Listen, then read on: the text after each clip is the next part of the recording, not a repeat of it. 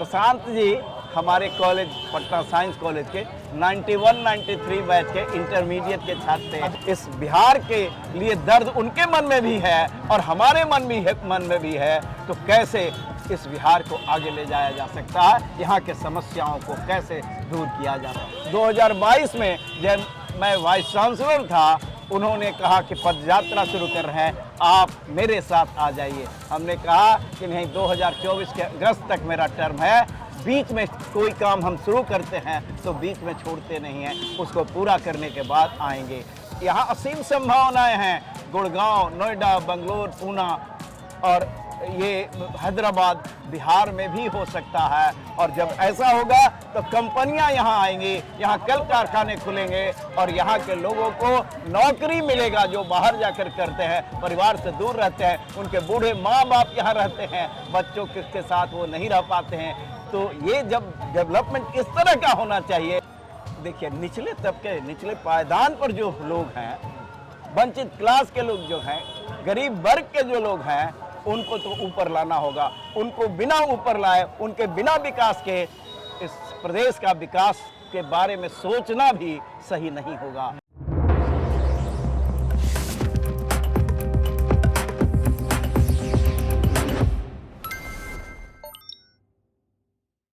1990 से 2000 के बीच जिन बच्चों ने भी 10th और 12th किया और इंजीनियरिंग की पढ़ाई करने की सोची, तो वो हमेशा आपस में बात करते थे कि मैथ करना है तो सिन्हा सर की किताब से करना है। और आज सर खुद बिहार विधानसभा चुनाव में राजनीति के सवाल हल कर रहे हैं। कुम्हरार सीट से जन सुराज ने आपको कैंडिडेट बनाया है।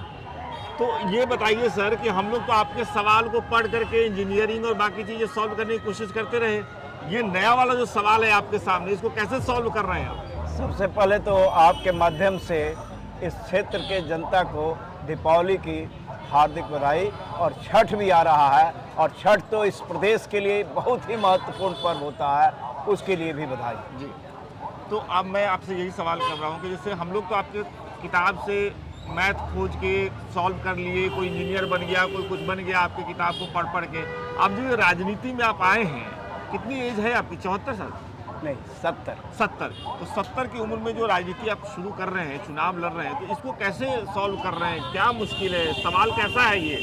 देखिए, अभी तक तो हम शिक्षा के क्षेत्र से जुड़े हुए हैं जी, लेकिन शिक्षा का क्षेत्र सीमित होता है। कॉलेज के प्रिंसिपल हैं तो कॉलेज में ही हम सुधार कर सकते हैं, लेकिन ये जो राजनीति का क्षेत्र है काफ़ी व्यापक होता है, पूरे प्रदेश के लिए होता है, प्रदेश क्या देश के लिए भी होता है। और इस देश को अगर विकसित, इस प्रदेश को अगर विकसित राज्य बनाना है तो राजनीति के क्षेत्र में आना आवश्यक है। अच्छे लोगों को राजनीति के क्षेत्र में आना चाहिए, तभी वो नीति निर्धारण बेहतर होगा और उसका कार्यान्वयन भी बेहतर हो पाएगा।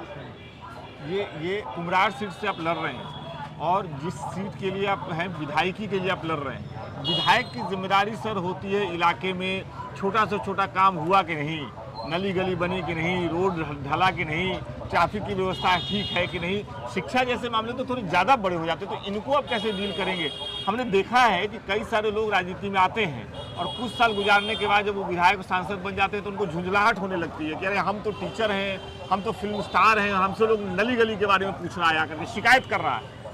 नहीं, हम शिक्षा के क्षेत्र से जुड़े हुए हैं, लेकिन इस क्षेत्र में 45 वर्षों से या कुछ और ज़्यादा ही वर्षों से इस क्षेत्र मेरा कार्य क्षेत्र रहा, और यहाँ के समस्याओं से हम रूबरू हुए हैं। हम भी एक बार बरसात में जो पानी लग गया था तो स्कूटर लेकर के ढकेलते हुए किसी तरह से बाहर निकले थे। चाय भी ले लिया जाए।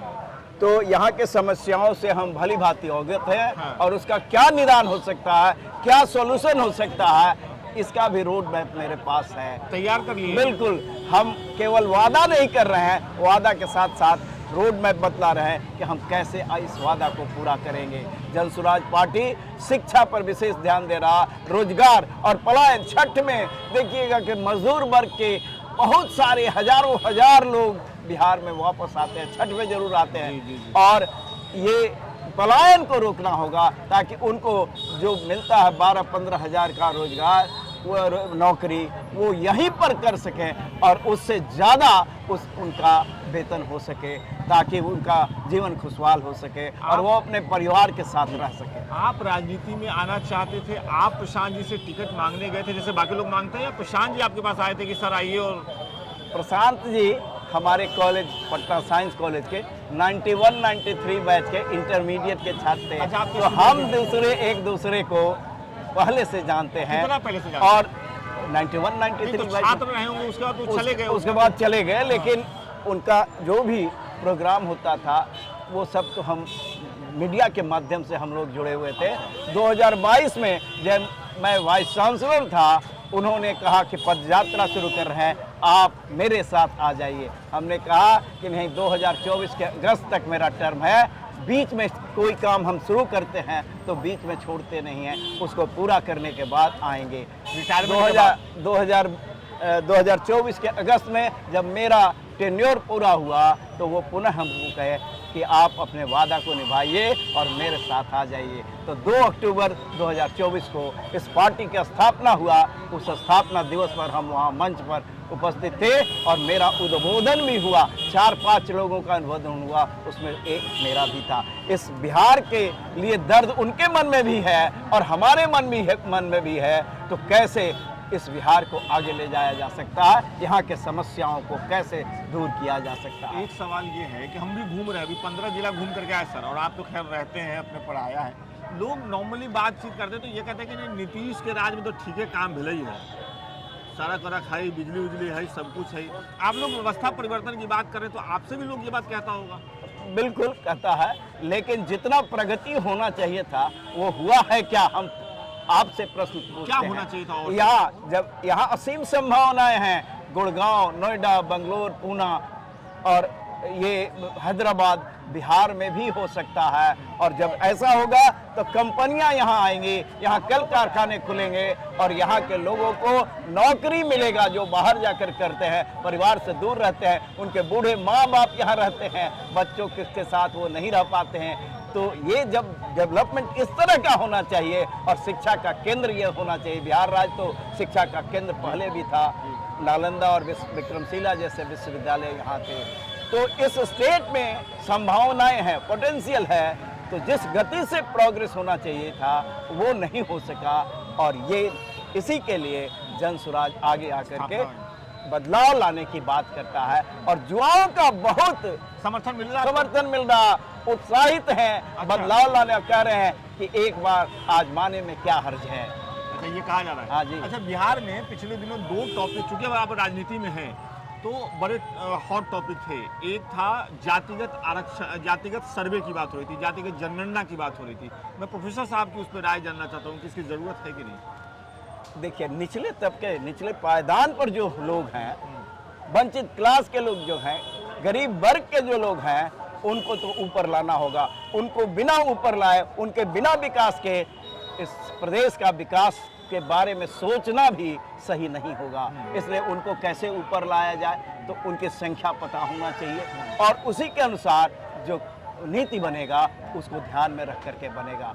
जनगणना होना चाहिए, सही होना चाहिए, लेकिन सही होना चाहिए, उसमें ईमानदारी होनी चाहिए कि किसकी क्या संख्या है और किसकी क्या स्थिति है, उसके अनुसार नीति बनाई जाएगी और सरकार में आने पर ही ये काम किया जा सकता है। ठीक है, एक टॉपिक और है, वो है आरक्षण का। बिहार में आरक्षण पे बहुत बात होती है। आपको याद होगा पिछला विधानसभा चुनाव बदल गया था आरक्षण पे। क्या कहेंगे आरक्षण पे? जरूरत है समाज में इसकी कि नहीं जरूरत है? जब तक वो लोग जो वंचित क्लास के लिए हैं, निचले पायदान पर हैं, गरीब तबका के लोग हैं, जब तक उनका उस स्तर में नहीं ला पाते हैं तब तक इसको जारी रखना चाहिए। इसको जारी रखना चाहिए। एक आखिरी सवाल मेरा, आप घूम रहे, कितने बजे से घूमते हैं सुबह में? सुबह में 6 बजे प्रोग्राम रहता है। 6 बजे पार्क में घूमते हैं, क्योंकि उस समय लोगों का दिमाग फ्रेश रहता है। अच्छा। और वो हमारी बातों को सुनते हैं, समझते हैं और हमें प्रोत्साहित भी कर रहे हैं। हमारे विद्यार्थी तो हर क्षेत्र में हैं, हर घर में हम किताबों के माध्यम से मौजूद हैं। जी बिल्कुल। तो हमारी बातों को लोग सुन रहे हैं और युवा वर्ग ही बदलाव लाता है ना, और युवा वर्ग बहुत उत्साहित है। युवा वर्ग हमसे भारी संख्या में जुड़ रहा है। एक ये चुनाव से अलग हम लोग जब पढ़ते थे आपकी किताब तो हमारे पिताजी वगैरह कहते थे कि भोर में उठ के पढ़ो, 4 बजे उठ के पढ़ो। आप तो साक्षात मेरे सामने बैठे हैं, आप बताइए आप कब पढ़ते थे, आप किस समय पढ़ते थे? हम लोगों के अपने समय जमाने में हम लोगों के समय में वही सुबह में जगने की बात होती थी, कितने बजे? क्योंकि इतनी सुबह 4 बजे हम लोग जगते थे। और उस समय का पढ़ाई लोग कहते थे हमारे बुजुर्ग कि याद रहता है, लेकिन टेक्नोलॉजी का ज़माना है और ज़माना बदल रहा है, तो रात में भी पढ़ाई अगर बच्चे करें तो कोई हर्ज नहीं है। ये कोई घंटा निश्चित नहीं करना चाहिए कि इस समय पढ़ाई करें, क्योंकि रात में ज़्यादा जगेंगे, निश्चित रूप से दिन सुबह में थोड़ा देर से उठेंगे, उसका कोई बंदिश नहीं है। आप जब भी पढ़ें शांत मन से पढ़ें, एकाग्रचित्त होकर के पढ़ें, तो निश्चित रूप से आपका ये जो आप सोच रहे हैं वो अच्छा हो। बहुत बहुत शुक्रिया सर हमसे बातचीत करने के लिए, और मैं तो आपका छात्र हूँ लेकिन फिर भी बहुत बहुत शुभकामनाएं आपको। थैंक यू हम वेरी सब मच। उम्मीद कर रहे हैं thank you very much. Result क्या आता है, देखते हैं जो भी नतीजा होता है। जनता का निर्णय अंतिम होता है, सर्वोपरि हाँ, है, हम लोग 14 तारीख तक इंतजार करें। हाँ, इंतजार करें, और जनता हमारी जनता क्या निर्णय देती है उसको सर आंखों पर लगाएंगे। बहुत सकारात्मक है, बहुत सकारात्मक, बहुत सकारात्मक। बहुत सकारात्मक। चलिए। अभी तो यहाँ आए थे कुछ देर पहले, जी। तो विद्यार्थियों का हुजूम था। हमारे विद्यार्थी रह चुके थे, कोई किताब से के माध्यम से, कोई यूनिवर्सिटी कॉलेज के माध्यम से, डायरेक्ट या इनडायरेक्ट वो हमारे स्टूडेंट थे, और मैं तो पूरे बिहार के विद्यार्थियों को अपना स्टूडेंट मानता हूँ। अच्छा एक चीज और बता दीजिए, सॉरी आपको चाय भी पीना है, आप आए राजनीति में, पीते भी रहिए, लेकिन बहुत कम प्रोफेसर, अच्छे डॉक्टर, अच्छे वकील, वीसी, मैथमेटिशियन आते हैं, राजनीति में आने की हिम्मत नहीं करते हैं, तो इसकी वजह क्या है? एक लास्ट बस।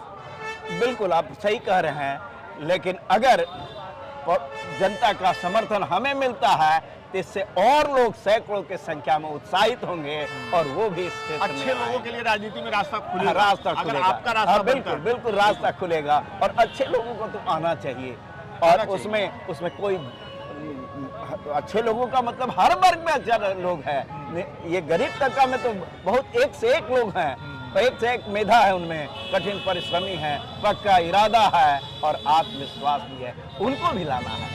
बहुत बहुत शुक्रिया सर, बहुत बहुत thank you so much. Thank you. तो ये बातचीत आप देखिएगा, और हम सबको उम्मीद है बिहार विधानसभा चुनाव के इन नतीजों से कि शायद राज्य के लिए कोई नई राह देखने को मिले। बहुत बहुत शुक्रिया।